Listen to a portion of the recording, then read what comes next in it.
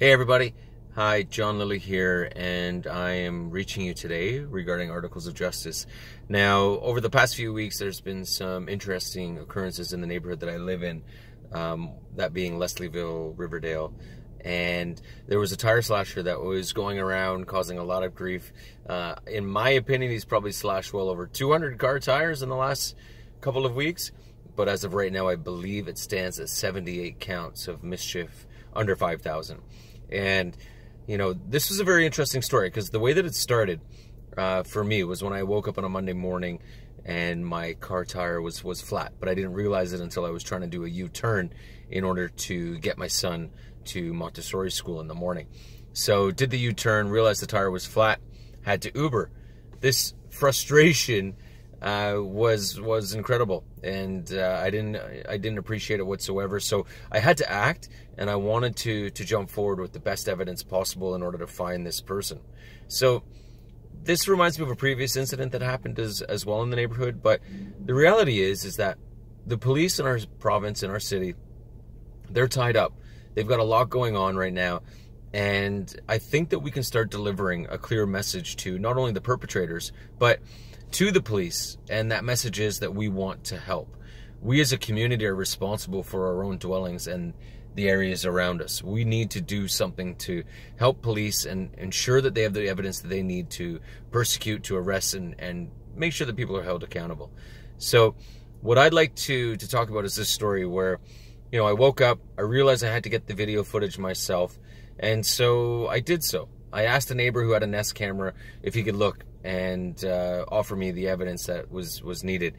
And he then showed me, you know, over a half an hour span, the car tire on my car actually deflating. So the car was in a perfect balance level area, and then over the course of 20 minutes, half an hour, you could see the car just drop. And he says to me, he's like, I can see over this span of time that your tire actually deflates and your car sinks. But after looking at it, I thought, where's the individual? There's got to be somebody in this picture, in the frame, that can be held accountable. So he went back to the drawing board and took a deeper look, and there you have it. He actually found an individual go up to my car tire and what we thought be a knife, jammed it into the tire. So I proceeded to go down the street and look for cameras in and around that I could use as evidence. And there was a roofing company that proved that this individual actually walked right by them at one point. And from that evidence, I was then able to conclude that he was in the SO. And what I did was I went to the SO owner and I asked him to, you know, I shared my story, I told him what was going on, and then he was willing to share his footage. And from the footage that he shared, we actually got a pretty decent look at this individual. This individual was shown on the camera going into the SO station, walking around. It wasn't a complete facial shot, and the police weren't able to use it for facial recognition purposes with software, but you could understand who this individual was, and anybody that was close to him would certainly offer him up on a silver platter in order for us to use as evidence. So next thing you know, I filed the police report, sent over the images, sent the video over, and now it was time to get to work. And I proceeded to drive around the neighborhood late at night, even sitting up and waiting to see if I could find this individual. And what was happening sometimes was that he was actually slashing tires about half an hour away from me standing in that same position. And I was just missing him. And one night in particular, this happened right near my house, right around the corner from me. And he had slashed 2 car tires of one car. And I kept saying to myself, this individual has to be around. There's a wood green community housing place right at Pape and Eastern Avenue. And I was thinking to myself, this guy's in here. He's got to be close. He's bouncing in and out of the alleyways. And in order to do so, you probably have to have an intimate understanding of these alleyways, but also you'd have to live close in order to get to them quickly. So I thought he was 100% in the wood green community housing complex. Now, as time was unfolding, it became, this was Friday afternoon, and I went to a family dinner that we always do. And I got a message from somebody saying, I think we got him. And this is from a now good friend of mine from an auto shop in the nearby area. And he says, I think we got him. He was somebody that I was entrusting information with and sending pictures to, and he was getting his his word out there and sharing information as well with the community that he's been able to know his whole life of living there. And somebody that he knew actually came to him and said, I think that this is my neighbor. And then actually shared a photo of the neighbor. And it turns out, I was able to see this photo and confirm 100% that this was the individual in the photos that we were able to retrieve from the Esso station. So it goes to show you the possible connections that you can make within a community, okay? Just have a little bit of effort and willingness.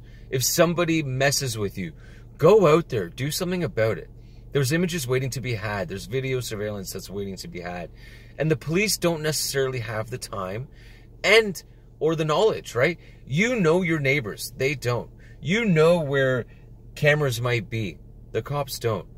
Why not save them a little bit of time and actually go out there yourself and actively pursue this footage and actively pursue ideas and possibilities? What are the motives? Who might have done this? There's a profile that usually fits. And the profile that I actually had for this individual was pretty bang on. I did say that he was localized. I didn't think that he was dwelling on the street that they said he was, because this is a well-to-do street. But it turns out that he was low income and he was renting a room in one of the affordable housing units on this street. But otherwise, nobody would even guess that this street has affordable housing units on it.